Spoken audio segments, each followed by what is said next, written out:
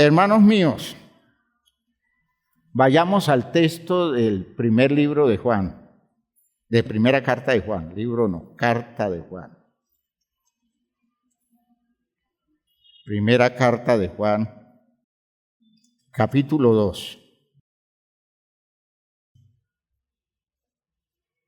Estamos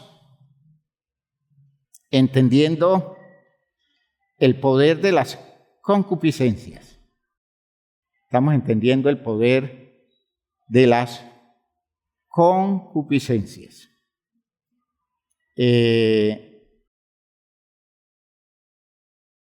Y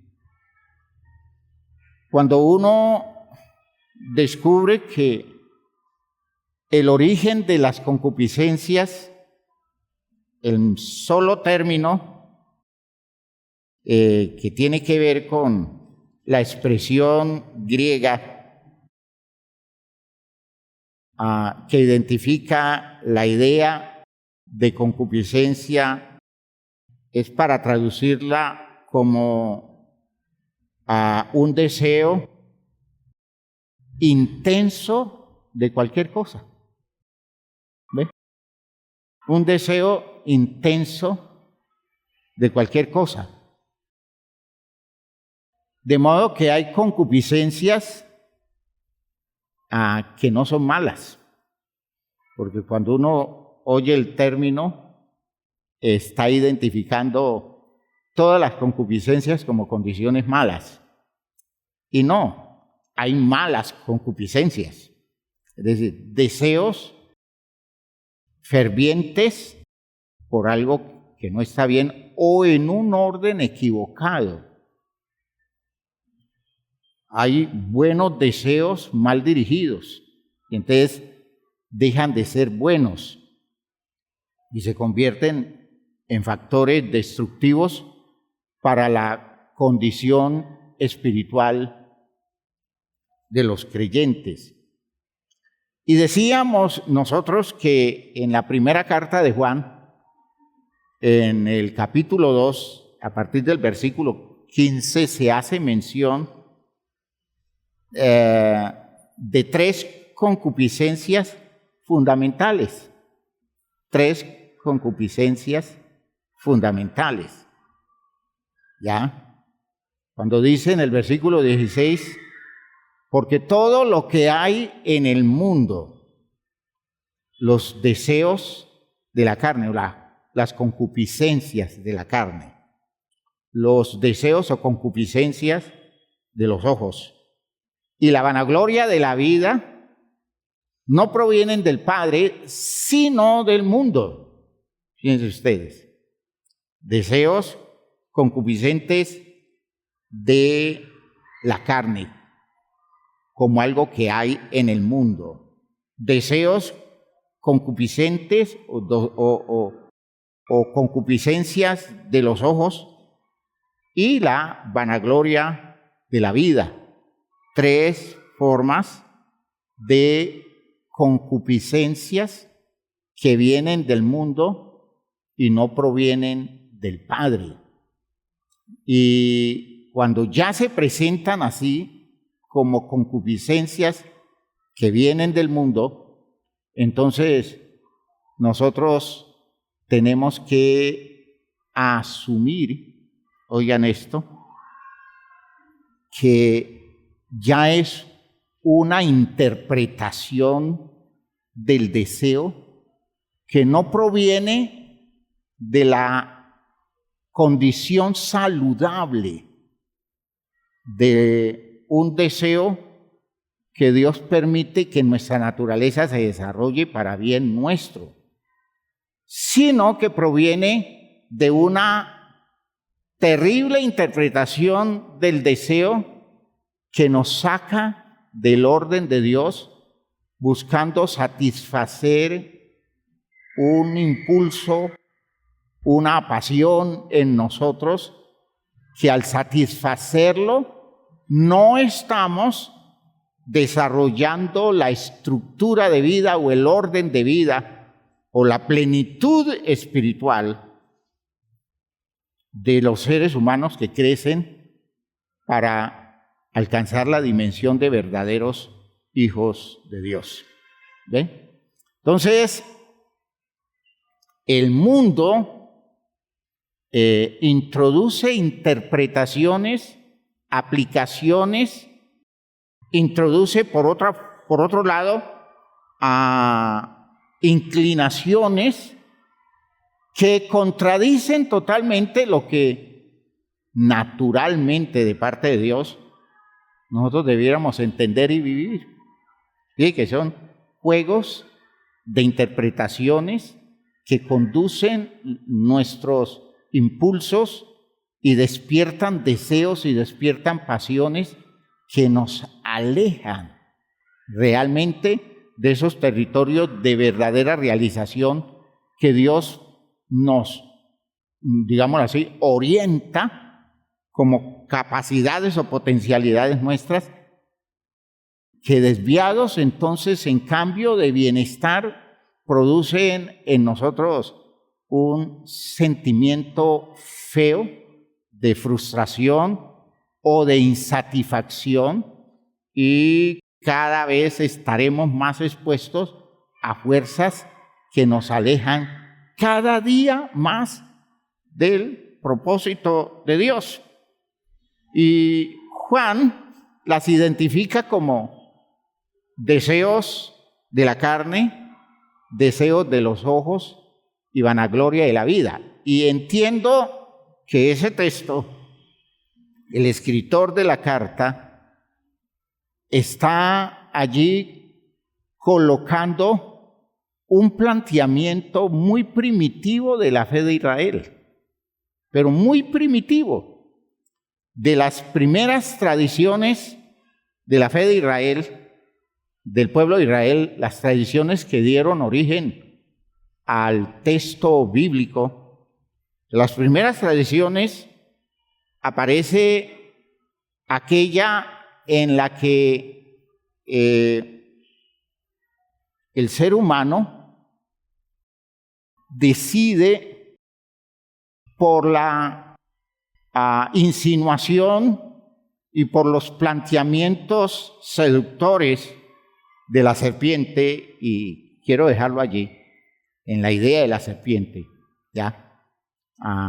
Porque esa es la figura que se usa, y no quiero entrar en el detalle de que tratemos de entender y la serpiente quién es. Bueno, el escritor de Apocalipsis dice que la serpiente antigua es el diablo, ¿no? Pero no quiero entrar en el detalle porque quiero quedarme con la idea del texto. La serpiente le dice a Eva que no es cierto que comer del fruto del árbol que Dios les dice que no deben comer vaya a producir en ellos una condición mala, sino es muy buena. Y tan buena es que Dios se ve celoso y no quiere que lo hagan, porque si ellos comen del fruto del árbol, entonces ellos van a ser como Dios. Van a ser como Dios. Y Dios quiere estorbar que ellos logren desarrollar ese nivel de estructura de vida que los ponga a competir con Él, con Dios. Y entonces Dios prefiere prohibirles para detenerlos. Esa es la insinuación de la serpiente. Es decir, ustedes podrían vivir sin tomar en cuenta a Dios y tendrían la habilidad de interpretar la vida tan correctamente y de manejar las cosas tan adecuadamente que Dios obraría en las posibilidades de su existencia. Ese es el plan, ese es el argumento, ¿no? Usted puede manejar eso mucho mejor que Dios. Por tanto, renuncie a Dios y tome la decisión de dirigir su vida por la ruta que nazca de su corazón. Estoy hablando en los términos del siglo XXI, ¿no? Esa es la terminología que se usa. ¿Decide usted qué va a hacer? ¿Cómo quiere hacerlo? ¿Cómo quiere ser usted? ¿En qué forma quiere vivir? Que todo eso es muy respetable, usted lo decide y todo el mundo tiene que respetarle su decisión, porque no hay normas, no hay principios, no hay valores de fondo. Los valores son los que usted establezca. Así se está viviendo en el tiempo de hoy. Es decir, es un fenómeno de todos los tiempos. Entienda que quien escribe ese texto está hablando de la sociedad en la que él vive. Entiendan que ese texto no está diciéndonos de lo que sucedía cuando la humanidad comenzó. Es la figura, ese es el relato. Pero lo que describe es el mal de una sociedad que ha renunciado a Dios, y su renuncia a Dios le está produciendo todo ese feo impacto de tomar decisiones equivocadas, porque hace una terrible interpretación del mundo que le rodea y de las cosas que vive y que siente, y en esa falacia de su interpretación, entonces termina desviándose absolutamente de su real o de su realización válida, ¿ya? Entonces vean ustedes que es el fenómeno de ese tiempo, posiblemente por allá por el 900 y pico antes de Cristo. De ese tiempo procede el texto que se está mencionando. Y cuando usted descubre eso, se da cuenta que la sociedad sin Dios se comporta igual en cualquier tiempo. Eso es lo mismo en cualquier tiempo. Ya sea un pueblo muy civilizado, un pueblo muy culto en muchos aspectos del conocimiento humano, pero si Dios no está, las decisiones que toman los seres humanos son parecidas para cualquier momento de la historia. Y vean que en ese texto, cuando la mujer oye eso, versículo 4 de Génesis 3, en el texto dice: entonces la serpiente dijo a la mujer: no moriréis, sino que sabe Dios que el día que comáis de él, serán abiertos vuestros ojos y seréis como Dios, sabiendo el bien y el mal. A partir de esa propuesta, a partir de ese impacto cultural, de esa insinuación que se da con una educación social. Fíjense que ese texto del versículo 4, del versículo 5, es un texto que está hablando de cómo se culturiza, cómo se educa a la gente para desconocer a Dios. Y cuando la gente está tocada por esa educación, por esos planteamientos sociales y culturales, por esos manejos del medio que tienen intereses que definitivamente están tratando de sacar a Dios del corazón de las personas, porque Dios entorpece sus iniciativas y sus intenciones.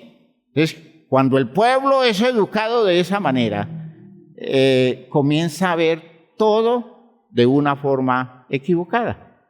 Y entonces las cosas que siente, las cosas que vive, las cosas como las entiende, como entiende los objetos, como entiende su propia vida, como entiende sus espacios relacionales, se distorsiona absolutamente. Y por eso el versículo 6 ya es un sentir de alguien que desconoce a Dios, que renunció a Dios, que decidió pensar sin tomar en cuenta a Dios, tremenda decisión y funestas consecuencias. Y entonces dice el versículo, y vio la mujer que el árbol era bueno para comer. Es decir, quitándosele el impacto del mandamiento, quitándose del corazón la limitación del principio, la presión de la norma divina, quitándose todo eso, entonces hay un cambio de perspectiva. Y vio la mujer que el árbol se veía atractivo para comer de él. ¿Eso qué es? Esos son los deseos de la carne, las pasiones de la carne. ¿Ya? Y vio la mujer que el árbol era atractivo para comer de él, era bueno para comer, es decir, le dio ganas de comer de su fruto, le nació el deseo, lo vio apetecible, sintió como esa necesidad de probarlo, de comerlo. Eso son los deseos pasionales de la carne, una pésima interpretación de lo que se le presenta y comienza a dejarse llevar por el impulso natural del animalito que ve un fruto atractivo y dice, me gusta y me lo voy a comer. ¿Me están oyendo bien, hermanos míos? Deseos de la carne. Y luego, ¿qué más sucedió? Y que era agradable a los ojos. Es decir, que era codiciable, que era bueno tenerlo, que valdría la pena conseguir el poder y el dominio sobre su territorio. ¿Deseos de qué? De los ojos. Deseos de los ojos. Y finalmente la cosa más absurda que se puede plantear. ¿Cómo cambia la visión cuando la norma de Dios desaparece del horizonte de la vida del ser humano? Dice el texto, y árbol codiciable ¿para qué?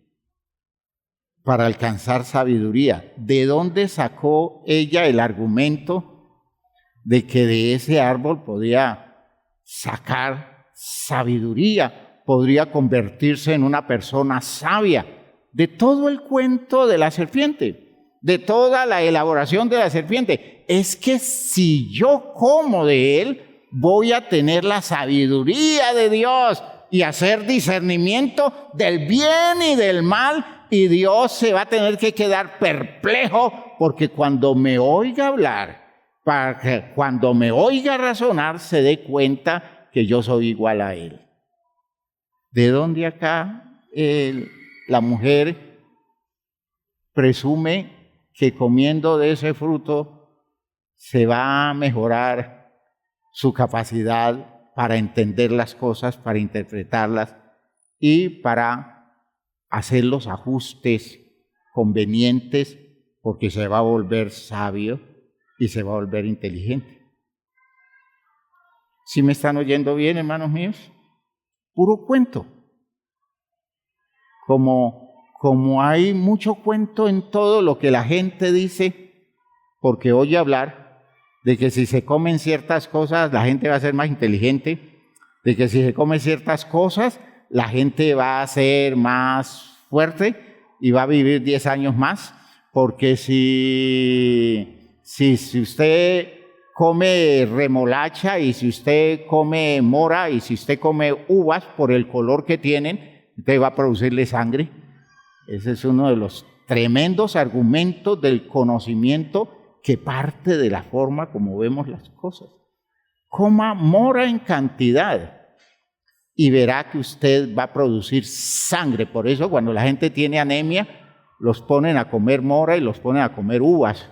Y los frutos rojos para resolver lo de la anemia. ¿Y qué tiene que ver una cosa con la otra? Nada. Pero son ideas prejuiciadas, culturales, que se nos inventa. Por ejemplo, el cuento de los afrodisíacos. Hermanos, no hay cuento más tonto que el de los afrodisíacos. En mi tierra dicen que si usted come chontaduros y si hace jugo de borojó y si a eso le agrega no sé cuántas cosas, hacen hasta una bebida en Buenaventura que dicen eso es lo mejor, eso hace milagros. Y hermanos míos, todo es un cuento elaborado fantasiosamente y la gente cree en todo eso.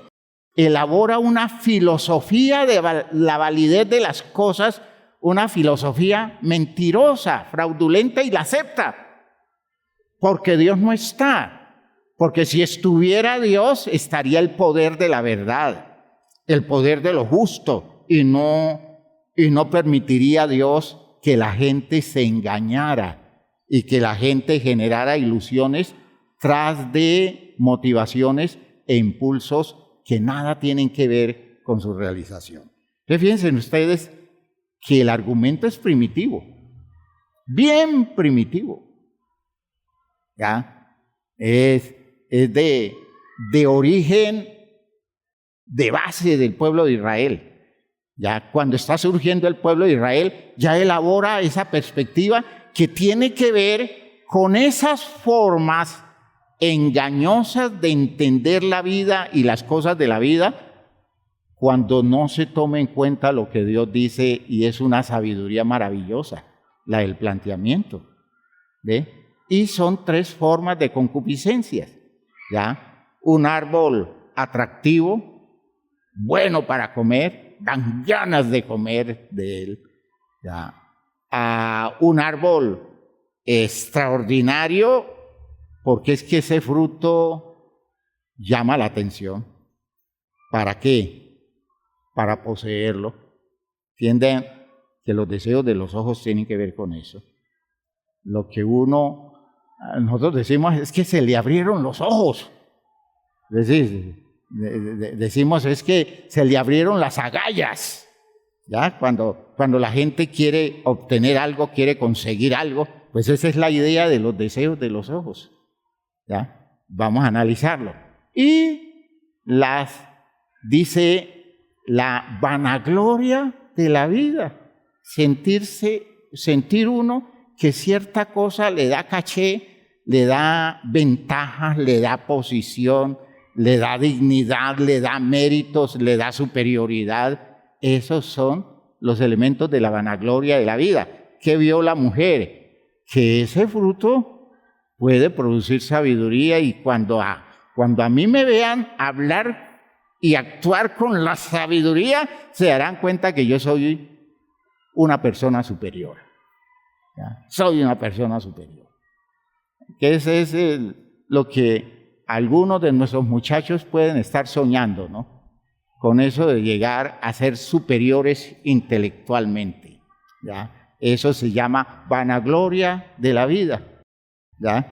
Cuando a veces hay más sabiduría en el que sabe vivir que el que aprende muchas cosas pero no aprende a vivir bien, ¿no es cierto? Entonces, por favor, entiendan que esas concupiscencias están todo el tiempo despertándose en nosotros. Los deseos de la carne, el poder de nuestros impulsos, de nuestros instintos, de nuestras pasiones, y los deseos de los ojos, la avaricia, la codicia de bienes, de logros, de triunfos, de éxitos, ¿ya? Le mostró todos los reinos del mundo. ¿Y qué le dijo? Todo esto te daré, pero me tienes que adorar a mí. Pero mira todo lo que puedes lograr. Esto está a tu alcance. Esto te puedes convertir en el hombre más poderoso económicamente. Entonces, tú verás si me aceptas la propuesta. Es la misma forma seductora a través de lo que se define figuradamente deseo de los ojos. Entiendan que es la forma como se identifica la codicia, la avaricia, el afán de tener, el afán de ser más grande y más poderoso desde el punto de vista de las tenencias. Y tiene que ver con los deseos de los ojos, ¿ya? La codicia de lo que se ve, podríamos decir, los apetitos de los ojos, la codicia del dinero, de los bienes, del poder, es la codicia de todo lo que se ve atractivo para poseerlo. Fíjense que el afán es poseer, ser dueño de. El Señor Jesucristo dice en Mateo 5:28, Mateo 5:28, una idea, un ejemplo de los deseos de los ojos. Mateo 5:28. Dice, pero yo digo que cualquiera que mira a una mujer, ¿para qué? Codiciarla. Fíjense que el aspecto negativo de la mirada se expresa como una codicia. Dice, ya adulteró con ella en su corazón, y por eso Jesús les aconseja en el gran peligro que hay de mirar codiciosamente, porque no es solo la mujer, es mirar codiciosamente los bienes del otro. Recuerden el principio del decálogo, ¿no? No desear lo que le pertenece al otro, ¿ya? No querer ser dueño de lo que no es suyo, ¿ya? No es el impulso que puedan hacer de su corazón de querer alcanzar lo que otro tiene. Porque cuando usted se mete por esa vía, usted está dañando las posibilidades del desarrollo de su vida en la bendición de Dios. Porque Dios a usted no le va a dar lo que tiene el otro. Dios le va a dar lo que Dios quiere darle a usted. Y si usted se orienta mal solamente mirando lo que el otro tiene y deseándolo para usted, eso ya se convierte en una condición maligna. Eso es la maldad en la estructura suya, porque usted desvía su atención de las cosas que válidamente Dios le quiere dar a usted. Cuando yo estoy deseando lo que tiene el otro, pierdo de vista lo que Dios quiere que yo vea y que tiene que ver con lo que Él me quiere dar a mí. Siempre debo tener la capacidad estructural, moral, de disciplina para ver lo que tiene el otro como algo que a mí no me llama la atención en cuanto quiera tenerlo, que me llame la atención porque lo admiro y aprecio lo que el otro tiene, en el sentido de disfrutar el hecho de que el otro lo tenga, pero siempre pensando que lo que Dios tiene para mí es distinto, es único, es incomparable. Y yo debo disciplinarme aprendiendo a abrirme hacia lo que Dios me quiere dar, renunciando a lo que los otros tienen. ¿Me están oyendo lo que estoy diciendo? Fíjense que cómo se identifica una condición dañina en la estructura nuestra.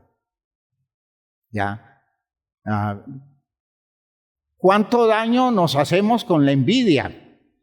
¿Cuánto daño nos hacemos nosotros con el deseo codicioso, con el afán desesperado por entrar en competencia con los otros por lo que Dios a los otros le da? O puede ser que ni sea Dios quien se lo dé, pero que a nosotros nos nazca ese deseo de tener lo que no es para nosotros. ¿Me está oyendo? ¿Sí me está oyendo? El principio es, dice Jesús, versículo 29, por tanto, si tu ojo derecho te es ocasión de caer. Entiendan el sentido de ojo derecho, ¿no? ¿Ya? El ojo con el que mejor ve. Es decir, el ojo con el que codicia más. Y cuando se refiere a ojo, no se refiere a estos ojos. ¿Me está entendiendo? Ahora sí está entendiendo la idea. No se refiere a estos ojos. Respire tranquilo, porque Jesús no le está pidiendo que se saque sus ojos, sino que le está llevando a despertar un interés de disciplina para usted renunciar a lo que no es suyo. ¿Me está oyendo? Renunciar a lo que no es suyo y aprender a disfrutar lo que Dios le da, lo que sí es suyo. ¿Ya? Si Dios lo bendice con una preciosa esposa, usted no tiene por qué andar mirando a las mujeres que son de otro. O si Dios a usted le da un maravilloso esposo, usted no tiene por qué estar mirando a los hombres, el hombre de la otra. ¿Me está oyendo? Porque el asunto es para ambos lados, ¿no? Entonces, en ambas direcciones, en este tiempo, porque todos elegimos en este tiempo. A nosotros nadie nos impone la decisión de me quedo con ella o la decisión de me quedo con él. Esa decisión la tenemos hombres y mujeres. Y si usted decide quedarse con ella, las otras no son codiciables. Pero si las codicia, usted tiene un problema concupiscente. Y no es una cosa simplemente sexual, porque a veces nosotros pensamos que ese deseo de los hombres de tener a todas las mujeres, eso es una cosa de tipo sexual, eso no es sexual. A veces ni siquiera genital, porque las desea todas y no funciona con ninguna. No, ese no es el problema. El problema de fondo es la necesidad de tener lo que en el corazón le nace tener y que no es suyo. Porque aquí no se incluye solamente la mujer que está casada o el hombre que está casado. Aquí se incluye la mujer que sin estar casada, usted no tiene por qué codiciarla si no hay un vínculo poderoso, afectivo, de razones válidas, que justifique el hecho, de modo que se entienda que esa es la relación que usted establece porque usted no tiene otra relación. ¿Sí está claro a lo que me estoy refiriendo? Entiendan, hermanos míos, que eso es aplicable a todo, a todo. ¿Ya? Usted ve pasar a ese señor en ese carro último modelo y usted mira ese carro y, hermanos míos, de la noche a la mañana, en un momentico, usted que estaba en el cielo pasó al infierno por su codicia, por el deseo de tener. Ese carro no es suyo. Ese carro no es suyo. Y entonces usted puede tener su carro y mire ese otro carro y dice, esta chatarra. ¿Esto para qué ya? Esto no sirve. Esto no vale la pena porque es que el otro se cruzó y le dañó el corazón. ¿Me está entendiendo lo que le estoy diciendo? Le dañó el corazón. Usted va a la casa de su amiga y ya mira con malestar la casa donde usted vive.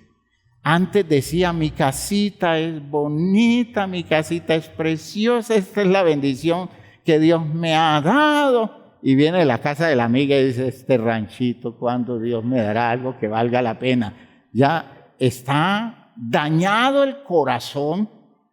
¿Por qué? Por los deseos de los ojos. ¿Me están entendiendo? Por los deseos de los ojos.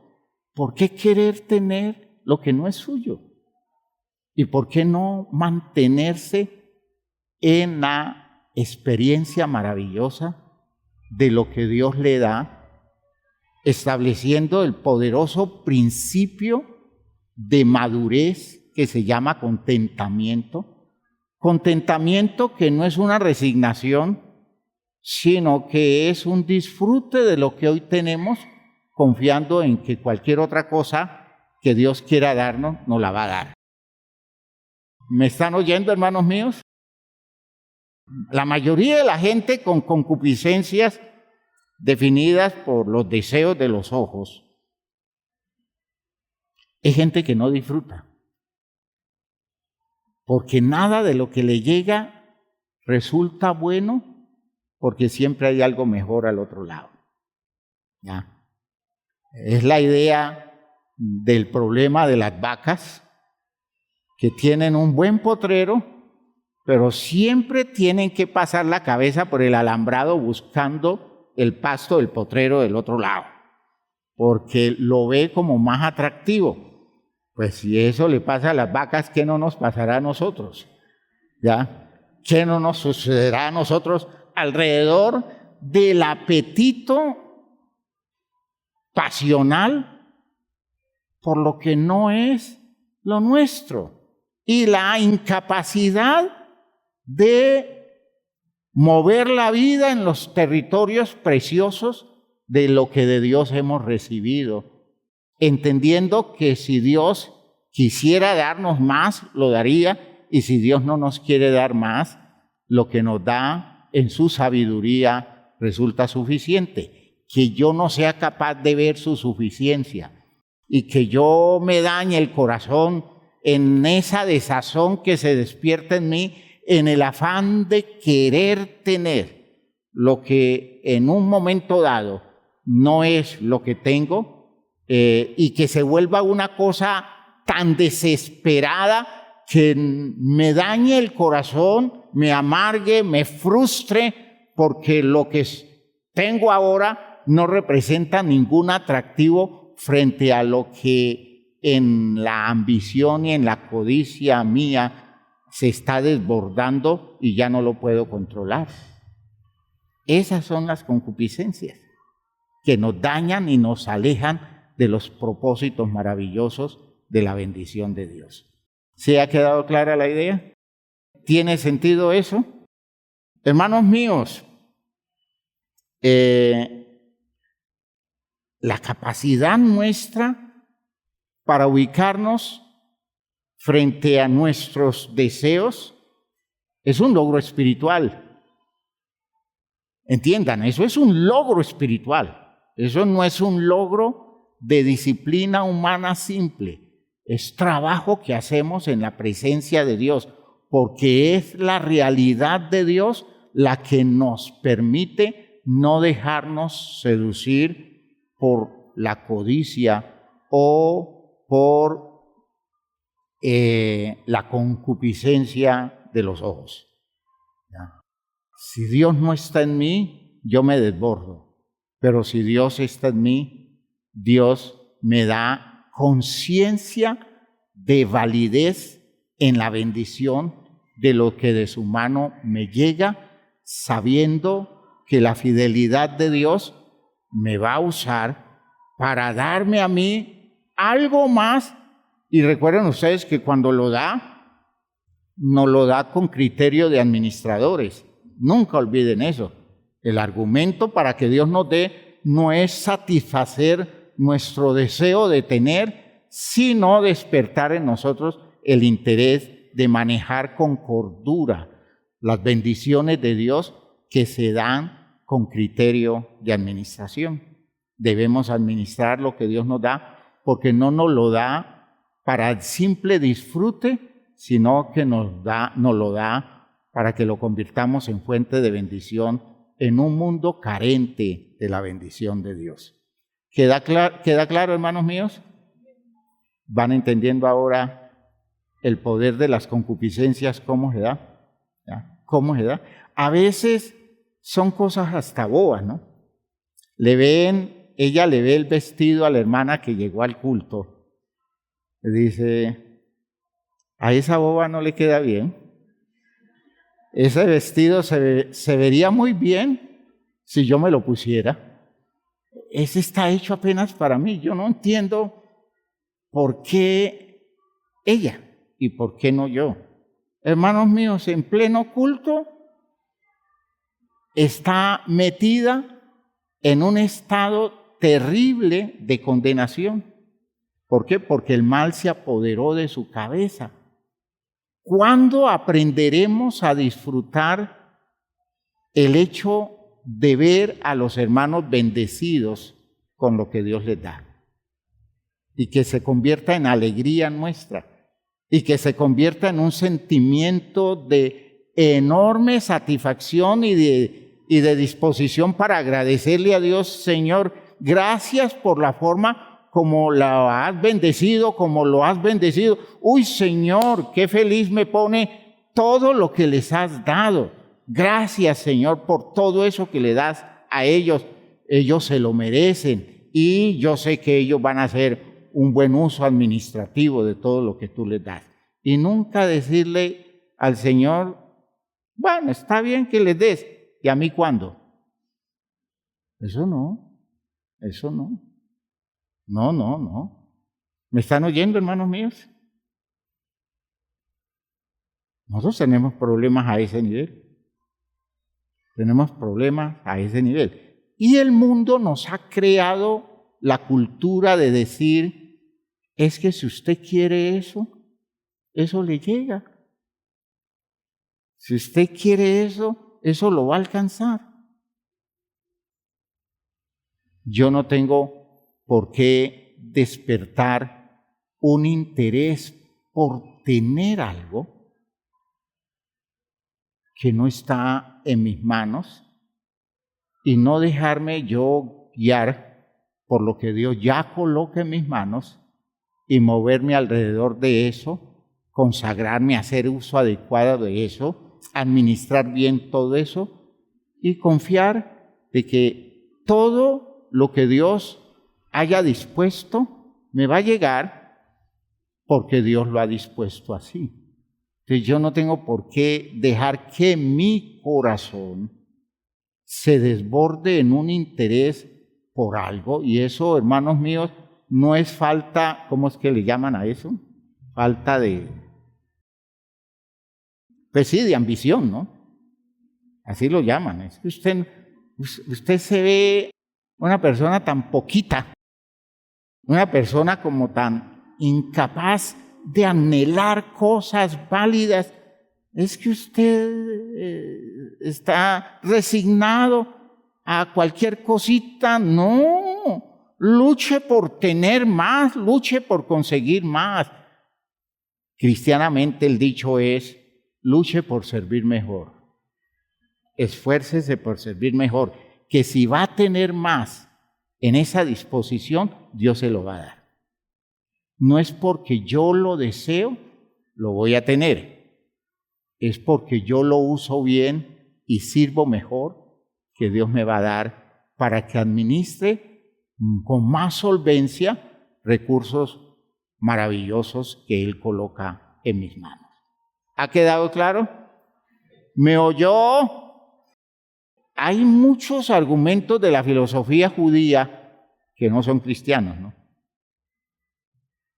Escuchen lo que estoy diciendo. Hay muchos argumentos de la filosofía judía de la vida que ya no son cristianos. Y pueden aparecer en la Biblia, pero cuando nosotros los confrontamos con los principios enseñados por el cristianismo, nosotros descubrimos que el asunto va por otro lado. Entonces, yo no me tengo que atener porque ciertos textos de Eclesiastés digan determinada cosa, entonces yo considero eso válido para mi filosofía de vida. Mi filosofía de vida es cristiana. La adquirí de Cristo Jesús porque entiendo lo que de fondo hay en el propósito de Dios en Cristo. Pero si yo me dejo impulsar con los deseos codiciosos del mundo común y creo que lo más natural es vivir desesperado por tener y conseguir muchas cosas sin haber hecho el más mínimo esfuerzo de ser una persona sabia, inteligente, administrando lo que a mi alcance está. Simplemente soñando con que debo tener más y que mientras no tenga más yo no tengo que administrar. No, hermanos míos, lo poquito que usted tenga, administrelo bien y esté contento, haga las cosas bien hechas con lo que tenga y no se deje desbordar por los deseos de los ojos. ¿Quedó claro? ¿Quedó claro?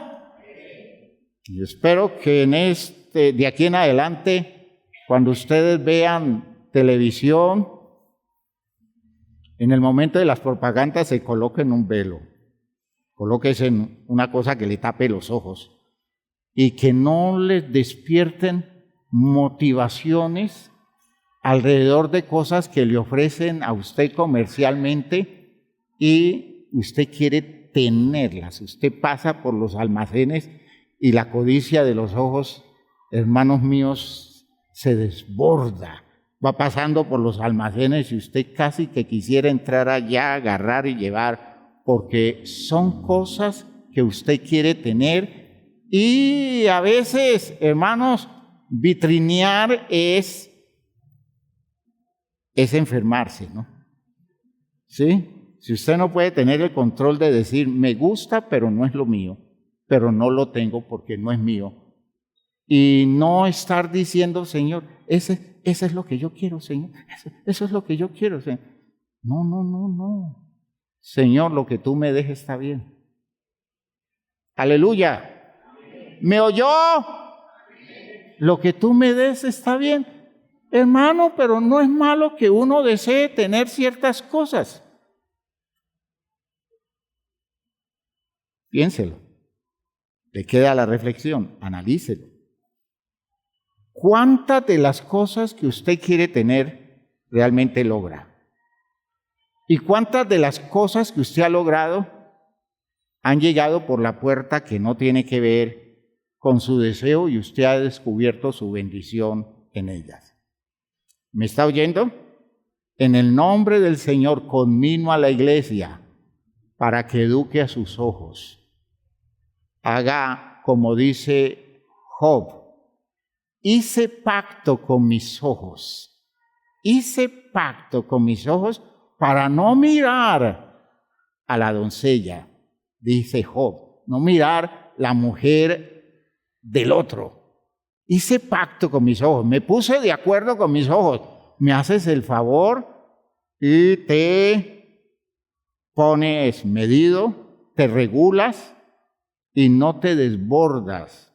¿Por qué? Porque nada de eso es constructivo y mientras estoy deseando todas esas cosas, dejo de desear lo que de Dios pudiera desear como cosa válida para la vida mía. ¿Ha quedado claro?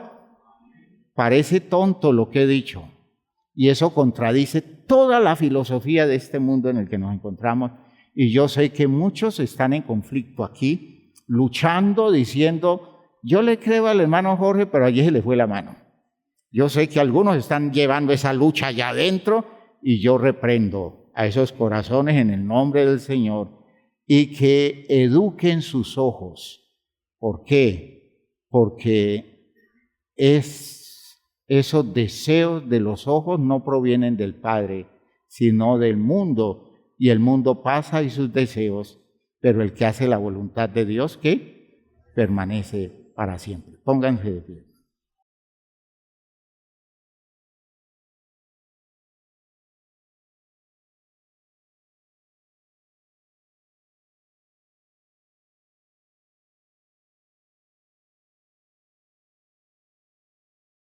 Si tu ojo derecho te es ocasión de pecar, ¿qué? Sácalo,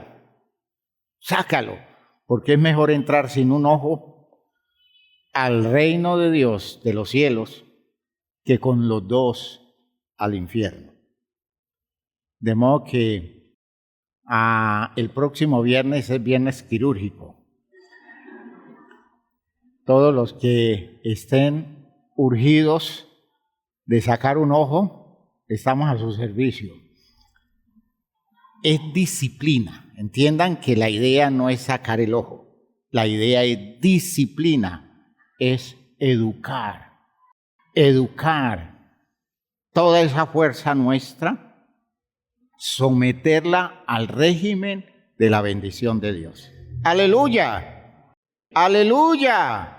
Eso es trabajo, hermanos. Y cuando usted comienza a hacer eso, usted va a vivir en paz.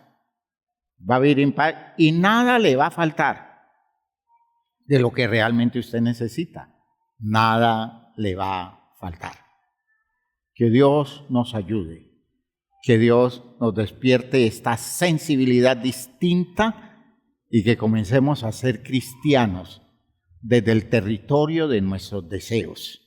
Comencemos a ser cristianos. Padre eterno, gracias por todo lo que nos has concedido en el día de hoy, por tu palabra, por todo lo que nos despiertas como sensibilidad, como motivación, como interés correcto, válido para el desarrollo de nuestro bienestar espiritual, de nuestra condición espiritual comprometida, solvente, capaces nosotros de distinguir la loca insinuación del mundo que nos dice que Dios está equivocado y que por tanto nada debe de colocarse como barrera para los impulsos de los deseos de nuestro corazón.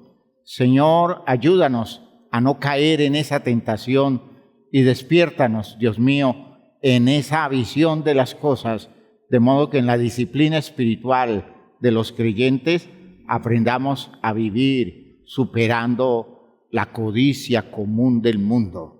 En el nombre glorioso de Jesucristo te doy gracias por todo esto que nos estás llevando a entender y por este trabajo que estás despertando en nosotros, sensibilizándonos de una manera válida. En el nombre de Jesús el Señor.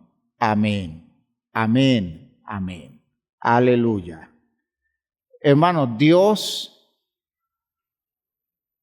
sabe más de lo que es bueno para nosotros que toda la suma de nuestros deseos y nuestros intereses comunes de la vida.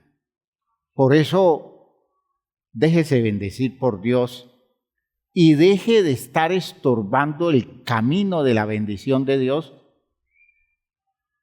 con intereses que nacen de su corazón producto de la maligna tentación del mundo que lo lleva a usted a querer tener lo que no le ha puesto como interés Dios en su corazón.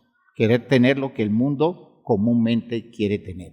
Aunque usted lo explique a la manera suya, ¿no? Dice, no, es que si yo tengo esto, la iglesia va a tener esto y esto. Es que si yo pudiera alcanzar estas cosas, yo pondría mi iglesia por encima de muchas cosas de esta vida o de este mundo. Hermanos, pura carreta. Esas motivaciones no obedecen buscando el bienestar de la iglesia.